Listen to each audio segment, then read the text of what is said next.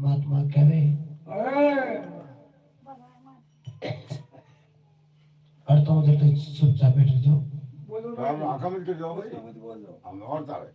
महात्मा कहे सभी सुख और सुख नाम है। इस संसार में सुख घड़ी है हो, लेकिन महात्मा के इसका संसार सुख जब झूठा है भाई, एक सुख अपन फीका अपन गोमरा नहीं है। सभी सुख और सुख नाम है गुरु ने कृपा कीजो, ये भवसागर में उतारने प्रभु अपनो कर लीजिए।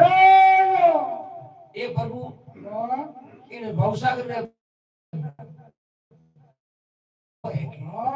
क्यों?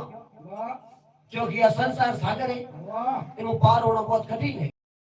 अच्छा शब्द मिल जाए, अच्छी हसन मिल जाए और मनुष्य में कहे भाई सबसे मोटो राम राम ही है। क्यों महात्मा का तजुग में सत्य भाव बदलाया, देता मैंने जो ध्यान लगाया, दवा पूरा हवन बदलाया, कलयुग केवल नाम बदारा, समर समर बहुत रो पारा। कलयुग में सिर्फ राम जी नाम याद आ रहे।